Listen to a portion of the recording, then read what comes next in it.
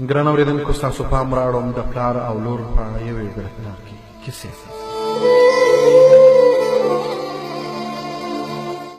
یوې پېغلې په یو ښوونځي کې د ښوونکي دنده درلوده.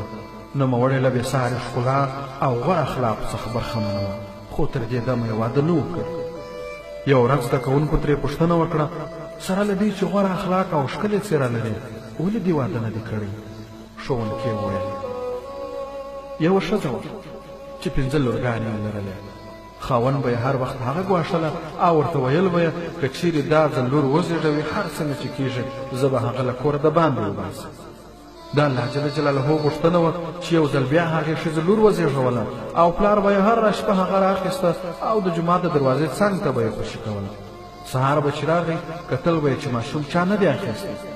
نوموړي 7 شپې پرله پسې دا کړنه ترسره کړه او د ماشوم مور به د خپلې لور لپاره قرآن کریم تلاوت کاوه او هغه به یې خدای جل جلاله ته سپارل.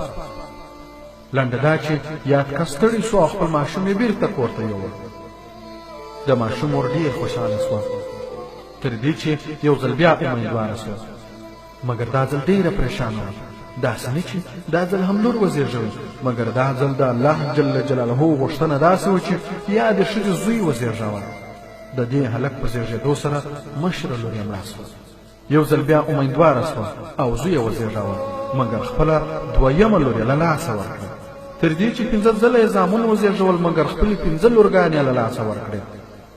مګر یوازې هغه لور چې پلار یې غوښتل د هغې له شره ځان خلاص کړي ورته پاتې شوه.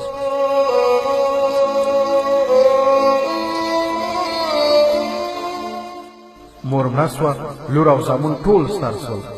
ښوونکي خپلو زده کوونکو ته وویل پوهېږې هغه نجلۍ څوک وه چې پلار یې غوښتل د هغې له شره ځان خلاص کړي؟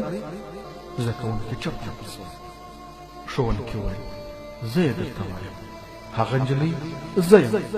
په همدې خاطر مې تر اوسه پورې واده نه دی کړی، ځکه چې پلار مې ډېر بوډا دی او هېڅوک نشته چې د هغې خدمت وکړي. زه یې خدمت کوم. هغه 5 هلکان زما ورونه کله کله د خپل پلار د خبر پوښتنه کوي، یو یې په 1 میاشت کې 1 ځل او نور په 2 میاشت کې 1 ځل راځي او پوښتنه یې کوي. پلار مې تل ژاړي او له خپل هغه چلند څخه کوم چې له ما سره یې کړی و ډېر پښیمان دی. ګرانو اورېدونکو، پایله دا چې هغه څه چې تاسو یې بد ګڼئ او ترې کرکه لرئ، په هغه کې خیر بغښتئ. الله جل جلاله پوهېږي، مګر تاسو نه پوهېږئ. د خدای جل جلاله په قضا او د هغه جل جلاله په اراده خوښ اوسئ، تر څو نیکمرغي او خوشحالي مو